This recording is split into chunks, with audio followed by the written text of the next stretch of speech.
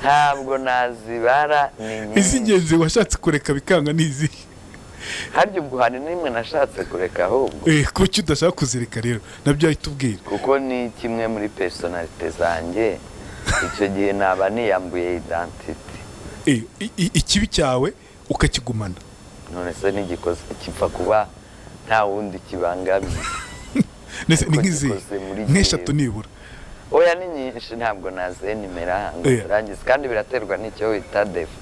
Hari ibyo n'abantu bita defo ngiye mbyita karite. Umuntu akazi kakubwira ngo uriya muntu ngo agira amahane. Agira amahane kubera ko yiyamye abakoraga nabi ibi n'ibi. Ubundi se ntabwo yagira. Sinzi niba ari n'amahane. Ariko niba nanayagira icyo nzi cyo nta muntu ndenganya. Kandi burya nta muntu nangananga ibikorwa by'umuntu. Ubwo se ni kwaba ari nko gushyigikira ukuri kwawe aho nyuma hane wenda uyagira ukayadefanda. Ndi wenda ndayagira nyine ariko ndayadefanda cyo kuri uwo nzanduranyaho. Ntawe nzanduranya. Oya none se hari abababazwa n'ibyo navuze ariko mba navuze ibiri. Kandi igihe sinshinzwe gushimisha abantu bose nk'uko nabo ibyo bavuze cyangwa bakoze bifite uwo bitashimishije. Niba kabiri rero nka wa mugani w'ikinyarwanda bavuga ngo kirya abandi bajya kukirya kikishaririza. Ibyo ngibyo ni nka ko baba babaye. Icyo gihe rero ngende ikomereza inzira yanjye. Iyo bakubwira ngo ugira amahane ntabwo rimwe na rimwe wumva mbere byakubabazaga wenda uyu munsi ushobora kuba umaze kwimenyera. Bimbabariza iki? Hari abica abandi, hari ababakubita bakabakomeretsa. Njyewe ndize ngananya nta n'umuntu ndarya urwara. Ni njyewe ugiye kubabara ngo bazongera amahane. Abana bawe ntabwo wenda ashaka kuvuga kuti mama gira amahane tu. Ibyo abo bo kandi birasanzwe kuko reka nkubwire. Niba hari umuntu ugongana n'undi burya n'umubyeyi n'umwana. Nibo bantu bagongana nibura nk'inshuro 5 mu cyumweru. Kuko ibyisha ashaka we ntubye. Urumva kandi kenshi wibyo ashaka ntazi ko ari bibi. Ni nacyo kigize rero nicyo gituma njya nsaba abantu ngo batoze kuganira n'abana hakiri kare cyane bakiri bato. Ab'inshuti yawe ajya kubwira n'amabanga y'ibyo yita nk'amabanga. Mbega ube umunyamabanga we wa mbere. Naho ubundi igihe cyose ibyaba ashaka yumva ubwonko bwe bumutegeka. Ni bya bindi we nk'umubyeyi utakwemera. Keretse warabaye tereri. Icyo gihe rero ukuntu abana se babyenteretse bavuga ngo ugira amahane. Gwafite guriya ngo afite kode mu mutwe ngo ntiwayikuramo niyo wagira uti. Donc ni ibyo ngibyo ibyo ntibyabura. Ntabwo uragira abana bamaze kugera muri icyo gihe. Kuva batangiye primaire d'ailleurs niyo bataratangira. Ubundi se n'umwana ukiri mutoya w'inshuke. Mu nzu ntabashwa uziko nanapwishyira ku meza akayikuraho. Gusa kuko yumva ashaka kuyikuraho.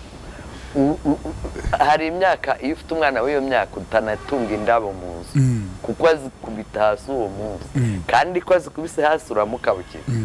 Twese urumva uzaba umuntu mwiza umwanya umwe undi mwanya uzaba umuntu mwiza uzanye bombo uzanye ice cream uzanye umwenda ariko wa mwenda arashaka kuwambara ngo ajye kwanaka no kuwuberekere abandi bana babone ko nawe ntushaka ko ajya kuzerera wenda ayo masane n'aya homework. Ari iki uvuze ku myenda bita nibuka imyenda yavugisha abantu benshi cyane imyambarire y'abakobwa muri no minsi cyane muri arena bambaye garagaza umubiri wabo ibingi bifata gute? Ngaye no wambwiye ngo ntiyarazwa abahinzitira mu z'umukara n'ubundi ntazi babatubiri yasiri yasiyo. Oya simbizi nabonye bashaka kubigira debate ndende. Kandi jewe se nshaka no kuyijyamo kuko ngenzi ko umuntu aberwa no kwambara. Nibyo nzi. Ariko arimo nabarirwa n'ubusa. Hafi ubusa kabisa. Oya yego nyine. Umuntu rero wumva aberewe n'ubusa simbizi gusa ajye yibuka ko hari abandi bamureba. Buriya muri societe hari ibintu byinshi udakora kubera abandi bagukikije. Icyo gihe biba byakugera rwose ni na debate ntajyamo, ntabwo nayijyamo pe. Iyo kwambara no kwambara ubusa mu by'ukuri kenshi wambara kwa ko wubashye umubiri wawe, cyangwa bakavuga ngo ya ntiyambaye ubusa ngo kubera ko ngo utabona igitsina. Ntabwo imyanya y'ibanga ari igitsina gusa. Oya, uzaba uri umubyeyi cyangwa umukobwa wanika amabere hariya umbwire ngo ntabwo nabonye igitsina cyawe, kandi amabere ariyo nambwiye ko uri umugore cyangwa umukobwa ntakibonye. So hari ibintu ngewe mba numva biri ofiyasi, ndakeneye rwose no kwibutsa umuntu uwo ari we wese. Ufata gute umugore cyangwa umukobwa unywa inzoga n'itabi? Ntacyanwaye. Ariko mu muco nyarwanda sinzi niba ari umuco, ahubwo babinyweraga mu gikari nk'uko n'umugeni bamusabirwaga mu gikari, abagore n'abakobwa batasohokaga, nk'uko ibintu byose by'abagore n'abakobwa byabaga mu mbere. Nahoze mbwira abantu ejo bundi ariko abakobwa muteruza inzoga twari mu batoya bati buriya kuko naho ubona turi muri sare Rebero, ariko buriya mu kinyarwanda ngo twagiye iwabo w'umukobwa. None rero ni abakobwa bazizana kuko zabaga mu mbere, kandi nibo baterura ibyo mu mbere, nta mugabo cyangwa umuhungu wajyaga mu mbere. Urumva rero nicyo gituma muvuga ngo ntabyo banywaga. Abantu bahora bashinja abakobwa kunywa inzoga, kunywa itabi, ariko jewe sinumva n'impamvu. Reka nkubaze, jewe ikintu nzi ko ari kibi ni kurenza urugero. Ibyo byo n'amatunyoye menshi ni mabi, n'ibiryo uriye byinshi ni bibi. Ikintu cyose cyarengeje urugero kiba kibi.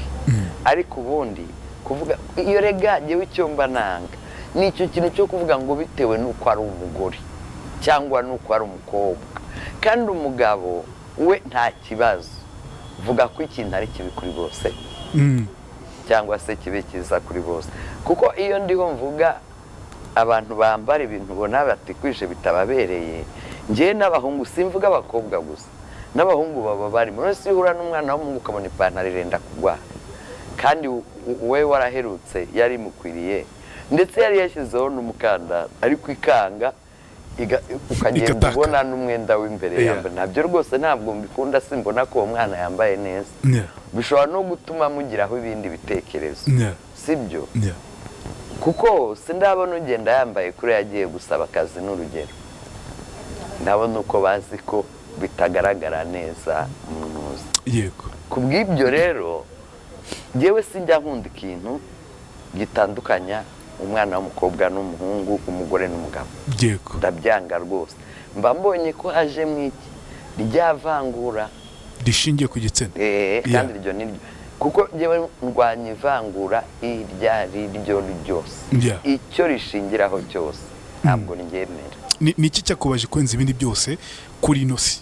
Kuri nde? Kuri ino si. Jenoside ya mbere, hagakurikiraho urupfu rwa mama. Byarahungabanije cyane. Ndumva nta kindi kirambabaza ngo mbabare, ngo mvuge ngo ufite agahinda, numve naryama nkabura n'ibitotsi, numve bangaburira nkananirwa kuri. Ariko ibyo ngibyo byatumye ibyo byose biba. Ibyo ngibyo, ibyo bibiri byagabanyije agaciro k'ibindi byose.